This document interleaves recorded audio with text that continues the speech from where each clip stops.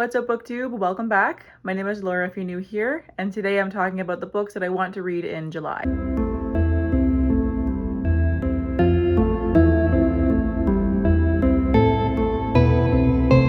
Alright, so we're filming on my phone today in front of my window because my camera battery fucking hates me apparently and just didn't feel like charging. So my camera's dead and this is like my only chance to film for like the rest of the week, so we're doing it right now. Sorry for the probably terrible audio here, but it is what it is, you know? Today is just like not cooperating with me, so it's a day. We're having a day. Anyways, hello, welcome to the TBR. Things are going to be a little bit different than they usually are. Normally I do set TBRs with either my operation game or more recently my tarot cards picking my TBR. But honestly, I have been in a huge reading slump for literally 2 months now and I'm getting sick of it. So I'm thinking that it may be time to put a pause on the like structured TBRs and just let myself mood read for a little bit and see if that kind of gets the mojo going again, because like seriously it's been rough. Spoiler alert for my June wrap up, but so far I think I've only read 3 books this month and I'm filming this on June 25th. 3 books. 3, that's it. So yeah, I think I just need to try something else and just try to mood read for a little while and kind of see what happens. I do have 2 little jars that I'm going to be picking from just to have like some kind of structure, but the rest will just be mood reading. So this is my TBR jar that is almost all of my entire physical shelf. This is not fully updated, but it's at least mostly updated. And then this is a jar full of every single series that I'm currently in the middle of. So I'm going to pick one from here and one from here and read those 2 hopefully, and then the rest I'll mood read, just because like for this one I like never read books off my actual shelves and I really need to do that more often. So I want to actually use my TBR jar, which I made 3 years ago and I think I've used like twice, so we're gonna use this today. And then with my series jar here, I've talked about this many times on my channel over the last few months, but my biggest reading goal this year as well as last year is to try and get through more series and actually read sequels finally, which this year I've been doing fantastic at. But I just made this to kind of have it be a bit more fun and also pull some series that I haven't been reaching for. But I'll start with the TBR jar here. Kind of shake that around. Should have done that with the lid on, but whatever. Again, this is not fully accurate. There are some books that I've hauled since the last time that I updated this that aren't in here, and some books that I recently unhauled as well. So let me just reach in here, grab something random, whatever this is. Let's see what this is. Okay, that just fell over. Everything's fine. Okay, what do we got? What do we got? Ooh, I don't know if I want to read this one. Senlin Ascends.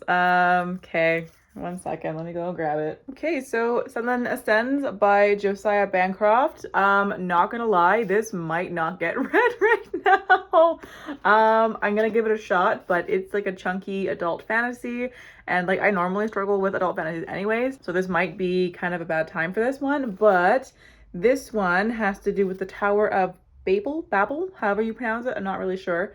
I think, right? Yeah.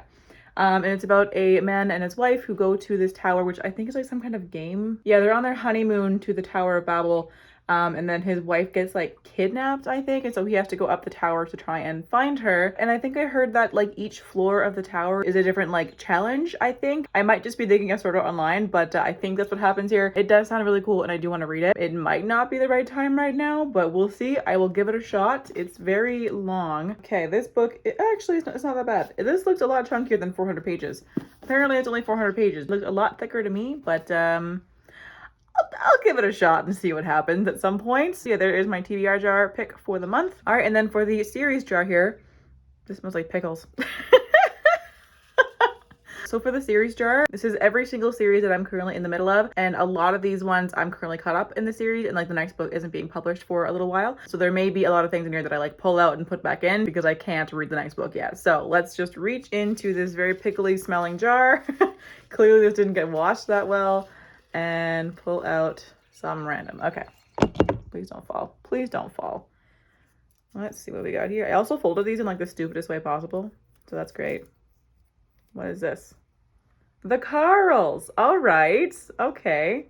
So A Beautifully Foolish Endeavour by Hank Green. This is the sequel to that other one, An Absolutely Remarkable Thing. There it is. I got the title eventually. I loved that book so much. I just haven't gotten around to book 2 yet. I think I read the first book, I want to say 2 years ago, but same thing with the other book. This is a pretty chunky sci-fi and the slump might not allow it, but I will give it a shot. This series is really interesting. It is a contemporary sci-fi technically, but also it's not really about the sci-fi. Also, sorry that I'm sweating. It's like really hot in here and I don't have air conditioning, so just ignore what I'm sure is a very red face right now. I feel disgusting. Anyways, this series, it's technically a sci-fi, so it follows a young woman. I think she's like 23. She's an artist living in New York, and one night she finds a gigantic statue of a like robot-looking thing in the middle of New York City. And so she makes a YouTube video about it, and the next day it has like millions upon millions of views, and she is like thrust into fame because she's the first person to discover these statues that have all of a sudden appeared in every single city in the entire world, and nobody has no idea what they are. They could be something military based, it could be a like really weird art project, or it could be aliens. People really have no idea, and she is kind of seen as the face of them because she was the first person to discover them and like document them. So she all of a sudden goes from this like normal person to, in the spotlight, a millionaire. So like while it has these sci-fi elements to it, it's really a series about kind of how fame changes you as a person, and like it was so well done. It was fascinating, and I can't wait to get to book 2. So I'm hoping the slump will allow this one to happen. Wish me luck. Okay, and so for the rest of the month, I'm just planning on mood reading. So I do have a couple of books that I've been wanting to read for so long that I just haven't gotten a chance to because I've been doing TBRs. I just haven't been able to work them onto them. One of them being Only a Monster by Vanessa. This one came out recently. It was released in February, and I've been wanting to read it since then. It sounds so good. So it's about a girl who comes from a family of monsters, and she's falling in love with somebody only to find out that he is actually a monster hunter, and he's been using her to try and kill her family. This one sounds like so much fun. I love monster books. I love villain characters and monsters, so I'm really hoping that like the family in this is going to be like actual villains, and like maybe the monster hunters are the good guys technically, but like we're following the villains. I don't know. Or maybe they are the good guys. We'll find out. But either way, I'm excited for it. I'm hoping that I'll get to this one. Also, just to preface, all the books that I'm going to talk about here, like I might not actually read them because I'm really just going to like mood read. These are just ones that are like currently on my radar and things that I like want to pick up right away, but like the mood might not strike, so we'll see what happens. I also really want to read Legend and Lattes by Travis Baldree. This sounds so cute. It's a cozy fantasy for fans of like D&D and that kind of thing. It's just about a like bunch of fantasy characters who open up a cafe together, and it's just like the struggle to being a cafe owner, and that's it. It sounds wholesome and adorable and just low stakes. And I think right now for the slump, I want to have like low stakes, easy to read, but I still want fantasy though. So like this sounds like it's going to be a good mixture of the two. This one will probably get read first to try and see if I can like break the slump, but we'll see. I also really like reading a middle grade book when I'm slumping because they are very easy to get through for me. So I'm hoping that I'll be able to pick up Zachary, Ying, and the Dragon Emperor by Zhao. This is the author of Iron Widow, which I did have an arc for before it came out, and I could not get into it. I love the concept, but I found the author's writing style to be like a little bit too like light and like jokey almost for a like really hefty, chunky sci-fi fantasy kind of thing. And actually, while I was reading it, I thought that this author would be better for middle grade, and now here's a middle grade from them. So I'm really hoping that I'm going to love this one. And it's a contemporary fantasy that follows a young boy as he journeys across China to steal the underworld shut and save the mortal realm. That's really all that I have to know about this one. I love fantasy books that take you to a culture's underworld. They are so much fun. So fingers crossed that I'll be able to get to this one because I would really like to. And then Book of Night by Halle Black, I'll likely be getting to because I currently have it out from the library. I've had I think the audiobook on hold for like over 2 months now, and it's finally available to me. So that one I'll probably be starting maybe even next. It's like the end of June right now when I'm filming this. So I'll probably start it shortly, within a couple of days, and then like carry it over to July. This is Halle Black's first adult fantasy, and like genuinely I have no clue what the plot is. I have not read the synopsis. I don't really want to either. I want to go into it pretty blind and just see what happens. I really enjoy Halle Black's writing, and I can't wait to see how she does in a adult book. Okay, and then I have a handful of like newly released sequels that I really want to get to because again, my series goal, I want to try and read the sequels that come out like as soon as they come out. That way I don't get behind in more series again. So first up is A Prayer for the Crown Shy by Becky Chambers. I will be reading this one the second that I get my hands on it. It's coming out on July 12th, and this is one of my most anticipated releases of the entire year. A Song for the Wild Built was my #1 favorite book of the year last year. I just adored that book, and I can't freaking wait for it. It's a soft sci-fi that follows a tea monk who is traveling around just like restless and like can't really figure out what they want to do with their life. And so they end up going into the wilderness where the robots live after they decided that they didn't want to serve humans anymore. And they meet a robot, which is the first human-robot interaction in like hundreds of years, and end up going on this fantastic journey with this robot and just becoming friends. And it was so sweet. And I love that book so much. I might actually reread it before reading the next book, just because I want to.